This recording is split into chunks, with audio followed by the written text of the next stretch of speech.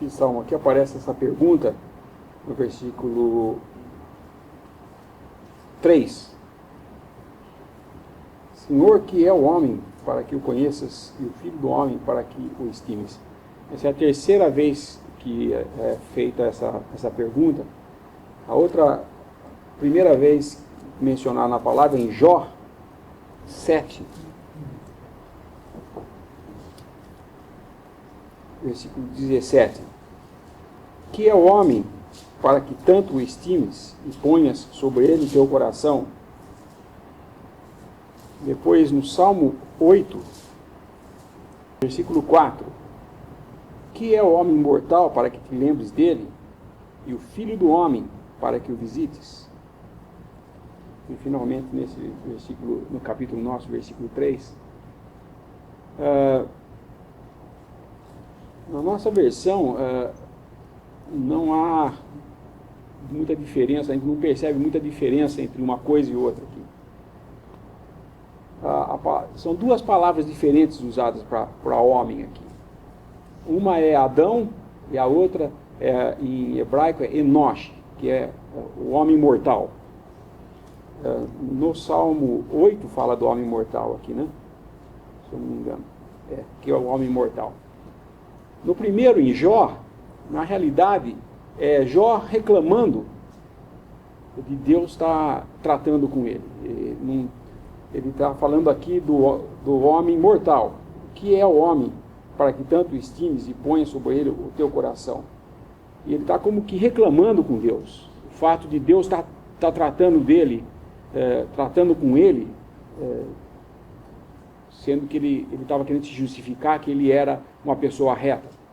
Tanto que ele fala, versículo 19, até quando me não deixarás, nem me largarás, até que engula a minha saliva?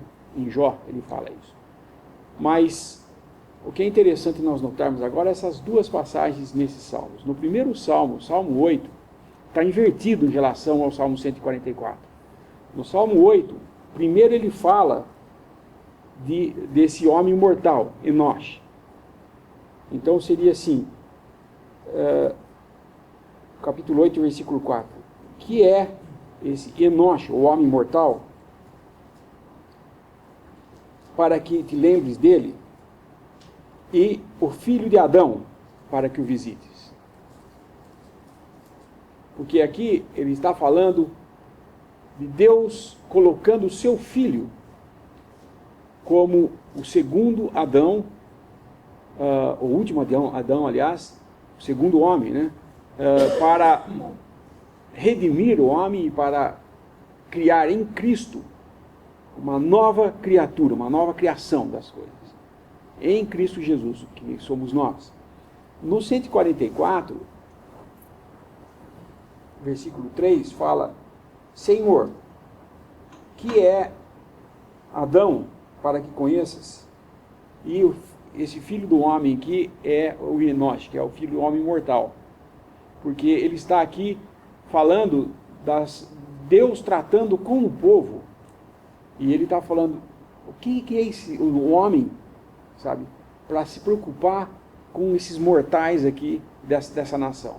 E aí ele fala, se identificando com a nação, né, na realidade é o Senhor entrando nos sofrimentos, né, simpatizando com o estado de seu remanescente. Então ele inverte a coisa e fala primeiro de Adão, depois. Isso é interessante, o Darby comenta sobre isso, essas diferenças que tem. Em Hebreus 2 há essa diferença também? Hebreus 2:5. Em Hebreus 2:5 a citação é do Salmo 8. Ele está falando com relação a Cristo, né? Na verdade está em grego, que é anthropos, que é o homem, né? Ele não faz diferença entre os dois. Se Jó estivesse falando do homem de uma maneira negativa, como que dizendo, que é o homem para que se preocupar com ele, um mortal, um ser que desprezível, né?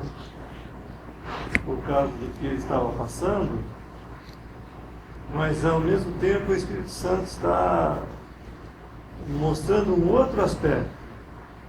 Nós podemos dizer, o que é o homem? Mas o que é o homem? O homem é objeto de todos os propósitos de Deus. Porque Deus fala, não foi a anjos, Hebreus 2:5, porque não foi a anjos que sujeitou o mundo futuro que falamos. Foi a quem? Ele fala, mas em certo lugar,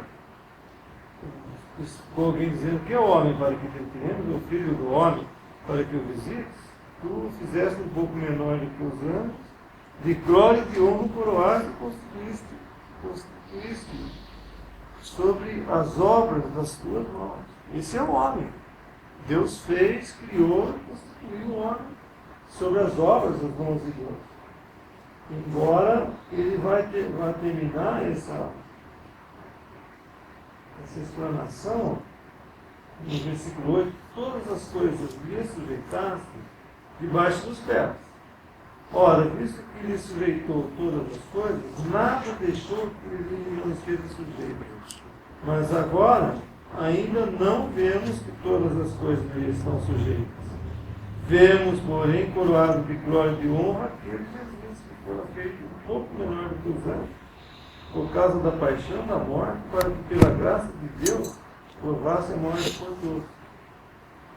Então agora nós não vemos todas as coisas sujeitas ao homem, mas já vemos um homem na glória, glorificado, a quem todas as coisas estão sujeitas.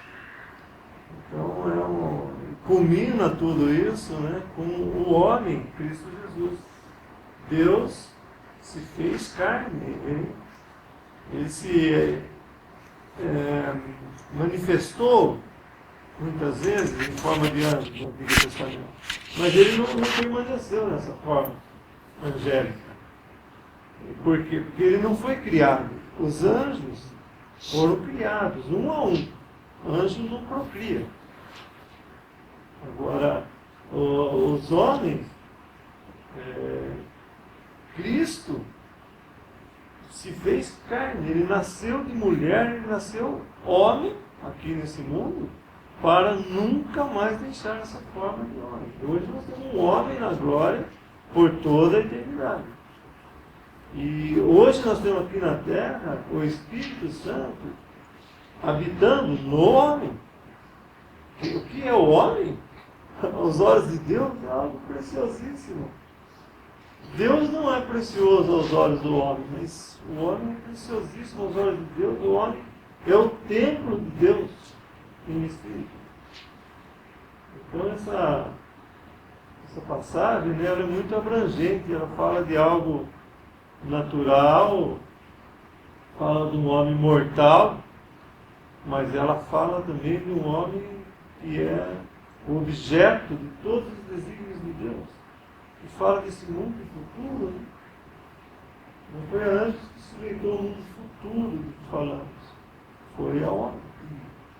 No versículo 4, né, do Salmo 144, ele fala: o homem é semelhante à vaidade, assim, Deus como a sombra que passa. O homem em si, sozinho, né, caído, ele não é nada. Mas o homem redimido, o homem por quem Cristo morreu e ressuscitou e subiu aos céus e enviou o Espírito Santo até para habitar no homem, esse homem é preciosíssimo. Ele tem vida eterna. Agora, o homem em si mesmo, sem redenção, ele é uma sombra que passa. Então, interessante, esse salmo nos fala um pouco do exemplo de Davi, quando ele se livrou de todos os seus inimigos. E aqui ele demonstra que ele tinha um Deus em quem ele podia confiar, um Deus que o livrava, que o livrou de todos os seus inimigos, e que a resposta a que esse versículo indaga sobre quem era o homem, Davi compreendeu que Deus tinha prazer nele. Nós vemos isso em 2 Samuel, capítulo 22, onde Davi faz um cântico. Ele fala assim, versículo 1: falou Davi ao Senhor as palavras deste cântico, no dia em que o Senhor o livrou das mãos de todos os seus inimigos e das mãos de Saul. Disse, pois, o Senhor é o meu rochedo, o meu lugar forte e o meu libertador. Deus é o meu rochedo, nele confiarei, o meu escudo e a força da minha salvação. O meu alto retiro, meu refúgio, o meu salvador, de violência me salvaste. Daí depois no versículo 5 fala, porque me cercaram as ondas de morte, as torrentes de Belial me assombraram, cordas do inferno me cingiram, encontraram-me laços de morte. Estando em angústia, invoquei ao Senhor, e a meu Deus clamei do seu templo. Ouviu ele a minha voz, e o meu clamor chegou aos seus ouvidos. Versículo 17. Desde o alto enviou e me tomou. Tirou-me das muitas águas. Livrou-me do meu possante inimigo, e daqueles que me tinham ódio, porque eram mais fortes do que eu. Encontraram-me no dia da minha calamidade, porém o Senhor se fez o meu esteio, e tirou-me para o largo, e arrebatou-me dali, porque tinha prazer em mim. Então nós vemos que é bonito ver isso, que embora Davi não vislumbrasse os planos de Deus por completo, nós vemos que ele, sendo às vezes uma figura de Cristo, ele podia, através do Espírito Santo, deixar para nós, dentro da vontade de Deus, escrito tais palavras. E nós vemos que Deus deu tanta importância ao ser humano, que para que o homem, depois da queda do pecado, pudesse ser agradável a ele outra vez, ele teve que enviar seu filho para ser sacrificado como um cordeiro. Isso nos fala em Efésios, né, que ele nos fez agradáveis no amado. Então, é muito bonito, embora simples, esse salmo, ele nos fala de uma coisa muito grandiosa, que é o amor de Deus. E o amor de Deus em relação ao ser humano, ao homem.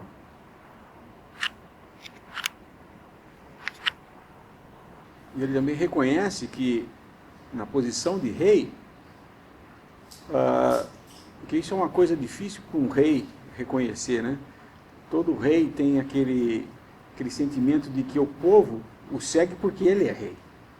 E ele fala aqui no versículo 2, benignidade minha e fortaleza minha, alto retiro meu e meu libertador és tu, escudo meu em quem eu confio e que me sujeita o meu povo.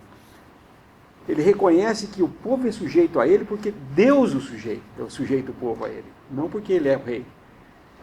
Ele entende que, apesar de ter sido colocado como rei, vem da parte de Deus sujeitar esse povo a ele como rei. Porque nós sabemos que o povo escolheu outro rei, né?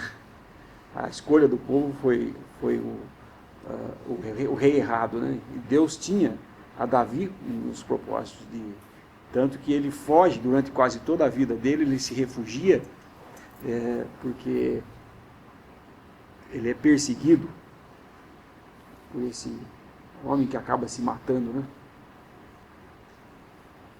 Estou falando de Saul, né?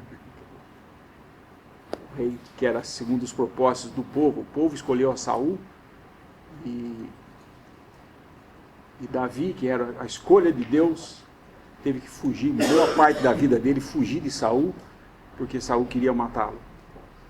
Mas quando ele é colocado como rei, ele reconhece que foi Deus quem sujeitou esse povo de Israel a ele como rei. Por isso ele diz no finalzinho, no último versículo: bem-aventurado o povo a quem assim sucede. Bem-aventurado é o povo cujo Deus é o Senhor, é o Jeová. Diferente de qualquer rei que terminaria falando bem-aventurado o povo cujo rei sou eu. Que é o que realmente a gente vê os reis fazendo na terra, né?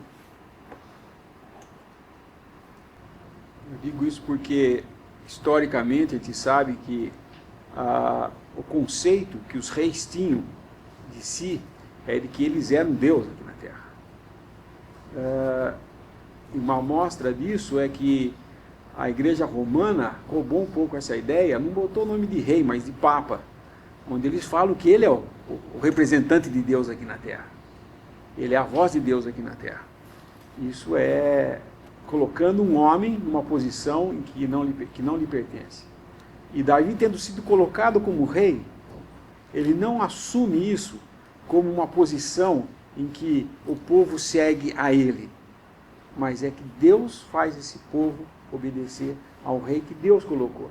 E ele se submete a Deus, e nesse salmo aqui, nós vemos claramente que ele confessa que tudo vem de Deus. A fortaleza, a vitória, o braço forte na luta contra os inimigos, tudo que ele conseguiu, a vitória que ele conseguiu, foi Deus que conseguiu. Ele reconhece Deus como sendo aquele que deu vitória a ele. Não o seu braço forte, ou ele ser alguma coisa, né? Em certo sentido, nós vemos isso no Senhor Jesus, que foi enviado pelo Pai e aqui na terra obedeceu até a morte, morte de cruz. E nós vemos em 1 Coríntios 15, que fala que quando vier o final de tudo, ele devolverá ao Pai todas as coisas. No sentido de que ele também reconhece que tudo vem de Deus.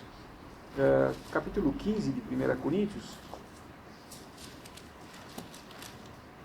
versículo 24. Depois virá o fim, quando tiver entregado o reino a Deus, ao Pai, e quando houver aniquilado todo o império e toda a potestade e força, porque convém que reine, até que haja posto a todos os inimigos debaixo de seus pés. Ora, o último inimigo que há de ser aniquilado é a morte, que todas as coisas sujeitou debaixo de seus pés. Mas quando diz que todas as coisas lhe estão sujeitas, claro está que se excetua aquele que sujeitou todas as coisas. E quando todas as coisas lhe estiverem sujeitas, então também o mesmo Filho se sujeitará àquele que todas as coisas lhe sujeitou, para que Deus seja tudo em todos. O Senhor Jesus, como que devolve tudo a Deus, e aí Deus então, no seu estado, nós entramos no estado eterno aqui, né? Isso aqui é a eternidade que toda termina, né? Todo o tratativo de Deus com os homens, e então entra no estado eterno em que Deus é tudo em todos.